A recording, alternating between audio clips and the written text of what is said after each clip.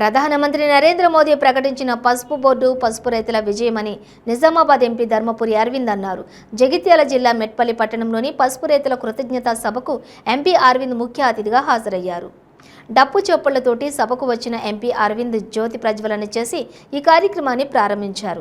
ఈ సందర్భంగా ఎంపీ ధర్మపురి అరవింద్ మాట్లాడుతూ తెలంగాణలో బీజేపీ అధికారంలోకి వచ్చిన తర్వాత పసుపు బోర్డు ఎలాగైతే తెచ్చామో నిజాం సాగర్ షుగర్ ఫ్యాక్టరీని కూడా అలాగే తెరిపిస్తామని హామీ ఇచ్చారు. భారతదేశం పసుపు ఉత్పత్తిలోనూ ఎగుమతిలోనూ ప్రథమ స్థానంలో ఉందని చెప్పి అన్నారు. నిజామాబాద్ ప్రజలకు ఇచ్చినటువంటి మాట ప్రకారం పసుపు బోర్డు ఏర్పాటు చేశామని, చక్కెర కర్మాగారాన్ని కూడా తెరిపిస్తామని చెప్పారు. కరోనా తర్వాత పసుపుకు డిమాండ్ పెరిగిందని తెలిపారు. జాతీయ పసుపు బోర్డు నరేంద్ర మోడీ గారి అనౌన్స్మెంట్ కాదు, దాని గెజెట్ కూడా విడుదలైంది. జాతీయ పసుపు బోర్డు అన్నది ఇవాళ దేశంలో ఒక నిజం.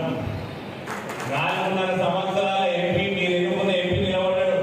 4 రూపాయల కరప్షన్ ఛార్జెస్ కూడా లేవు నా మీద. నేను ఎస్ఐ ట్రాన్స్ఫర్లకు 10 లక్షలు తీసుకోను. నేను సిఐ ట్రాన్స్ఫర్లకు 25 లక్షలు తీసుకోను. నాకు మూలంతా తెలియదు.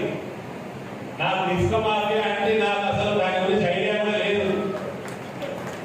నేను గుట్టలు మింగ, నేను భూములు కబ్జా పెట్ట, కార్యకర్తలు నాయకులతో బియ్యలు అన్న నాకు ఈ భూమి కాంట్రవర్సీ ఉందంటే నమస్తే పెట్టి ఛాయ్ తాగించి పంపిస్తాను. నాకు ఇల్లూరు పార్లమెంట్ ఉన్న ఓటరైనా, నాకు భారతీయ జనతా పార్టీ నాయకుడైనా మాకు నేర్పించింది అందరూ సమానం.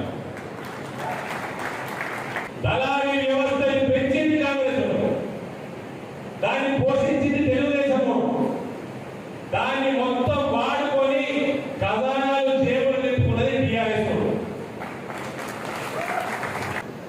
చెరుకు ఫ్యాక్టరీ ప్రైవేట్ చంద్రబాబు నాయుడు చేసింది, తెలుగుదేశం పార్టీ చేసింది. ఆ తర్వాత మీరు అందరూ కాంగ్రెస్ కోటేసింది. రాజశేఖర రెడ్డి ముఖ్యమంత్రి అసెంబ్లీ హౌస్ కమిటీ చేసింది. మన ప్రాంతంలో ఉన్న పెద్ద మనుషులు కాంగ్రెస్ వాళ్ళంతా ఆ హౌస్ కమిటీ మెంబర్. ఆలో సంవత్సరంలో రిపోర్ట్ ఇచ్చింది. 2005 సంవత్సరంలో రిపోర్ట్ ఇచ్చింది. 6 సంవత్సరం 2006 ఏం రిపోర్ట్ ఇచ్చిండ్రు? ఈ నిజాం షుగర్ ఫ్యాక్టరీలు వాపస్ ప్రభుత్వం తీసుకోవాలి అని రిపోర్ట్ ఇచ్చింది. మరి ఏమైంది? 2006 నుండి 14 దాకా కాంగ్రెస్ పార్టీ ఉన్నది. ఏమైంది? నారాయణ రెడ్డి ఏమైంది? 8 ఏళ్ళు ఉన్నది. ఏమైంది? రిపోర్ట్ ఉన్నది. ఇప్పుడు కూడా ఇప్పుడున్న ఇదే జీవన్ రెడ్డి పెద్ద మనిషి, సుదర్శన్ రెడ్డి పెద్ద మనిషి, కాంగ్రెస్ ఉన్న టి శ్రీనివాస్ పెద్ద మనిషి. టి శ్రీనివాస్ పేరు హౌస్ కమిటీగా అయినా కాంగ్రెస్ పార్టీ కూడా కదా. నాకు తండ్రి అయినా, సుదర్శన్ రెడ్డి అయినా, జీవన్ రెడ్డి అయినా అందరూ ఒకటే. మా తండ్రి నా గురువు, నా తండ్రి నా తండ్రి. కానీ నా రాజకీయాలకు సంబంధం లేదు. నేను మోడీ భక్తుడిని. పసుపు బోర్డు తీసుకొచ్చి